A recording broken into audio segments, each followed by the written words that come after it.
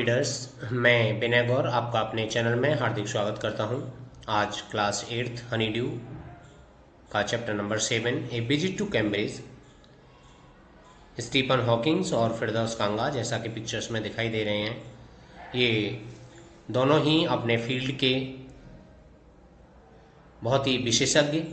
Stephen Hawkings, जिन्हें a brief history of time, the greatest scientist of our time इनके नाम से जाना जाता है, और फिरदौस कांगा जो कि एक जर्नलिस्ट हैं, Mumbai based.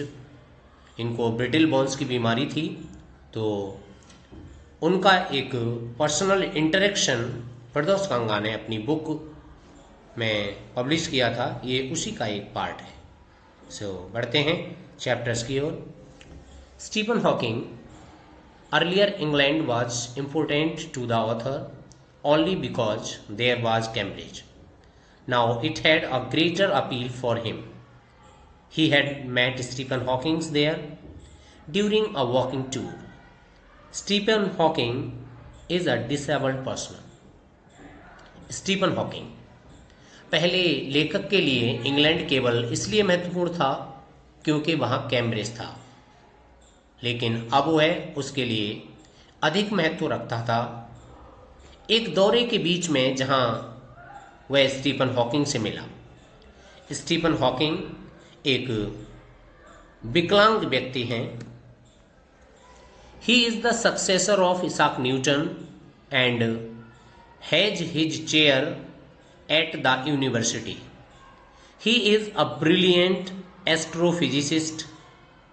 He is also the author of a brief history of time. It is the biggest bestseller of its time. Stephen Hawking Isaac Newton के उत्तराधिकारी हैं और उन्होंने कैम्ब्रिज विश्वविद्यालय में उन्हीं के नाम का पद ग्रहण किया हुआ है। वे एक माने हुए खगोल भौतिक विज्ञानी हैं। वे अपनी book A brief history of time के लेखक हैं और यह दुनिया में सबसे अधिक बिकने वाली पुस्तकों में से एक है। Meeting Hawkings. The tour was over. The writer phoned Stephen Hawking's house. Hawking's assistant attended the telephone call. He told the assistant that he had come from India. He added that he was on a wheelchair. He mentioned that he wanted to write a book about his travels in Britain. Then he expressed his desire to see Stephen Hawking. The time for his meeting, the professor Stephen Hawking, was fixed. It was from 3:30 to 4. दौरा समाप्त हो गया और narrator Stephen Hawkings के घर phone करते हैं। Hawking के असिस्टेंट ने टेलीफोन को उठाया और फिरदौस कांगा ने, नरेटर ने, सहायक से कहा कि वह भारत से आया है और उसने यह भी जोड़ा कि वह एक व्हील चेयर पर आया है। उसने बताया कि वह अपनी ब्रिटेन यात्रा पर एक पुस्तक लिखना चाहता था और उसने स्टीफन हॉकिंग से मिलने की इच्छा जाहिर की। प्रोफेसर स्टीफन हॉकिंग से मिलने का समय निश्चित हो गया 3:30 से 4 बजे तक। The interview began on time.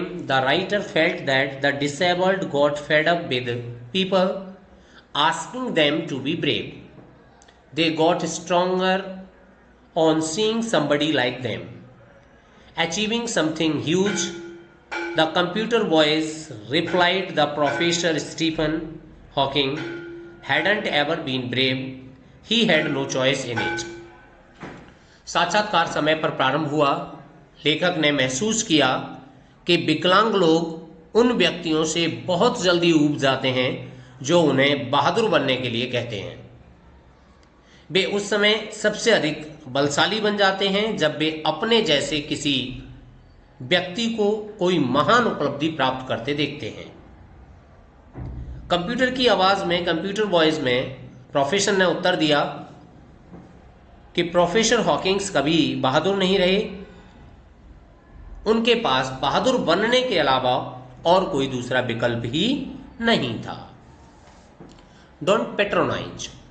The writer told him that most people think that the disabled people are chronically unhappy. He asked Hawking if he found this amusing. This boy replied that he found it amusing when people patronized him. The visitor's next question was about himself. संरक्षक मत बनो। फिरदौस कांगा Stephen Hawking से कहते हैं कि बहुत से लोग यह सोचते हैं कि विकलांग लोग सदा दुखी रहते हैं। उसने हॉकिंग से यह भी पूछा कि क्या इस विचार पर उन्हें हंसी आती है। आवाज ने उत्तर दिया कि वह उसे बड़ा हास्यास्पद लगता है जब लोग उसे संरक्षण देते हैं। लेखक का अगला प्रश्न अपने बारे में था। He asked whether he felt annoyed when people like him disturbed him. The answer flashed yes. Hawking smiled after giving this answer. Professor Hawking appeared to the writers as one of the most beautiful men in the world. However, the writer was shaken by his first glimpse. He seemed only a skeleton then. फिरदौस कांगा ने पूछा कि क्या उन्हें उस समय इस बात से चिढ़ होती है कि कोई भी व्यक्ति उनके काम में डिस्टरबेंस करता है। स्टीफन हॉकिंग ने उत्तर हाँ में दिया और उत्तर देने के बाद वह मुस्कुराए। लेखक को प्रोफेसर हॉकिंग्स दुनिया के सर्वाधिक सुंदर व्यक्तियों में से एक लगे। फिर भी उनकी पहली झलक को देखकर उसे बहुत आघात हुआ, क्योंकि वह उस समय केवल एक फोटोग्राफ की तरह एक अस्थि पंजर ही लग रहे थे। An inspiration. The writer asked Hawking's opinion about the best thing about being disabled. The reply was negative. The writer's next question was if this didn't help him discover great kindness in the world. The boys agreed fully with the writer. प्रेरणा। लेखक ने विकलांग होने में सबसे अच्छी बात क्या है इस बारे में हॉकिंग्स की राय पूछी। उनका उत्तर नकारात्मक था कि विकलांग होने में कोई भी अच्छी बात नहीं है। लेकिन लेखक का अगला प्रश्न था कि क्या इस कारण से उसे संसार में अत्यधिक दयालुता नजर नहीं आती है। और आवाज लेखक के साथ पूर्ण रूप से सहमत हो गई। Like others, the writer also got highly inspired by answer. This idea didn't appeal or conceal Hawking's. The question made the writers feel sorry. Others' admiration of Hawking's living could not console him. Then the writer asked him about his advice to the disabled people. अन्य व्यक्तियों की भांति लेखक भी Stephen Hawking के उत्तर से काफी प्रेरणा ले रहे थे। यह विचार हॉकिंग को न केवल अच्छा लगा और न ही उन्हें इस बात से सांत्वना मिली। इस प्रश्न को पूछने पर लेखक को अफसोस हुआ। दूसरे व्यक्तियों द्वारा हॉकिंग के जीवन बने रहने की सराहना किए जाने में उसे कोई सांत्वना नहीं मिली। लेखक ने उससे पूछा कि वह विकलांग व्यक्तियों के लिए क्या एडवाइस देना चाहेंगे। The boys advised the disabled to concentrate on what they are good at. They should try nothing beyond it. They must not be over enthusiastic. Then the writer saw Hawking's big garden. At last, he wheeled out. The writer found his journey successful and inspiring. Stephen Hawkings के computer machine ने एक आवाज में विकलांग व्यक्तियों को सलाह दी कि वे केवल उस बात पर ध्यान केंद्रित करें जिसमें वे अच्छे हैं, उससे परे नहीं है। और हाँ, उन्हें अत्यधिक उत्साही नहीं होना चाहिए। और उसके बाद लेखक ने हॉकिंग्स का बड़ा बाग देखा और अंत में वह अपनी व्हील चेयर पर बैठकर बाहर आया और लेखक ने अपनी यात्रा को बहुत ही प्रेरणादायक पाया। Now a visit to Cambridge question answers from this chapter. So here is the first question, who was Stephen Hawking? केवल selected questions को मैंने यहाँ पर include किया है. Stephen Hawking was one of the greatest scientists of our time. He suffered from paralysis that confined him to a wheelchair and allowed him to speak only by punching buttons on a computer which spoke for him in a machine-like voice. Stephen Hawking कौन है? तो Stephen Hawkins आज के समय के बहुत बड़े scientist हैं और वह एक तरह की एक पैरालिसिस से पीड़ित हैं जिसने उन्हें एक व्हील चेयर तक सीमित कर दिया है और वह केवल पंचिंग बटन्स बटन को पंच करके कंप्यूटर मशीन पर कंप्यूटर वॉइस में ही बात कर सकते हैं. हु इज फिरदौस कांगा? इसके राइटर हैं इस चैप्टर के, ए विजिट टू कैम्ब्रिज के. तो Firdaus Kanga is a writer and journalist from Mumbai. Kanga was born with brittle bones. हड्डियां टूटने की बीमारी से वह पीड़ित थे जन्म से ही और that tended him to break easily when he was a child. बचपन से ही वह इस तरह की बीमारी से पीड़ित थे. Who received the phone at Stephen Hawking's house and what were the conversation? जब फिरदौस कांगा ने स्टीफन हॉकिंग्स के घर फोन किया तो किसने फोन रिसीव किया और उनके बीच में क्या वार्तालाप हुई? The author Stephen called Stephen Hawking's house. There was his assistant on the phone line and the author told him that he wanted to meet Mr. Hawking. Even 10 minutes would do. Half an hour, then he sat from 3:30 to 4. Author फिरदौस कांगा ने Stephen Hawkings के घर phone किया और उनसे मिलने का समय मांगा और उधर से स्टीफन हॉकिंग के असिस्टेंट ने फोन उठाया और जब स्टीफन हॉकिंग से 10 मिनट का समय मांगा गया तो असिस्टेंट ने उन्हें आधे घंटे का समय दिया, 3:30 से 4 बजे. Why was author watching his wrist? Author हमेशा लगातार अपनी रिस्ट वॉच क्यों देख रहा था? रिस्ट नहीं है यहाँ पर, रिस्ट वॉच है completely. Watching is wrist, question यही है, लेकिन आप उसको कंप्लीट करेंगे कि ऑथर जो है अपनी रिस्ट वॉच क्यों लगातार देख रहा था. ही शिफ्टेड हिज चेयर और turn his wrist to watch the time.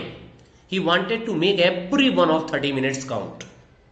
फिरदौस कांगा लगातार अपनी रिस्ट वॉच देख रहे थे जिससे कि वह अपनी मीटिंग जो कि आधे घंटे की थी उसकी हर एक मिनट का एक मिनट को अच्छी तरह से यूज कर सके.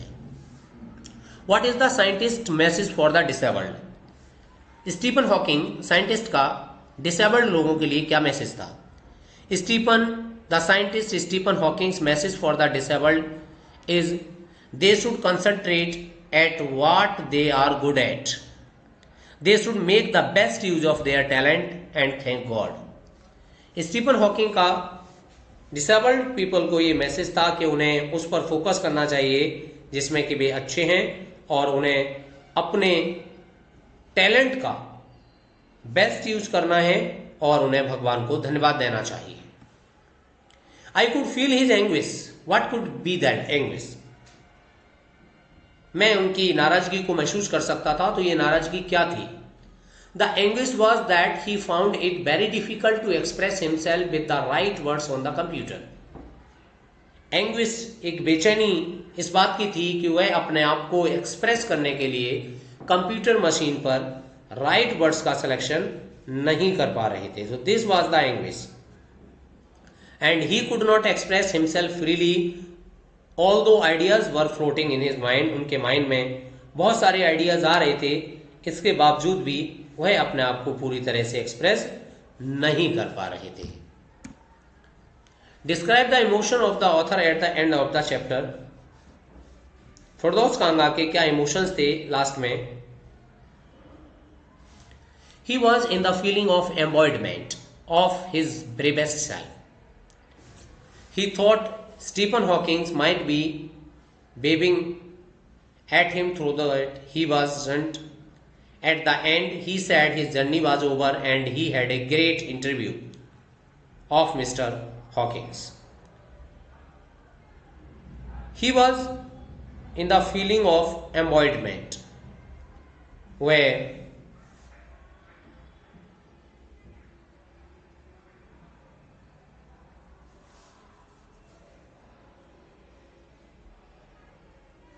वह बहुत खुश था और अंत में उसने कहा कि उसका जो दौरा था वह सफल रहा। Thanks for watching this video. Once again, after some times I will be with you for another chapter.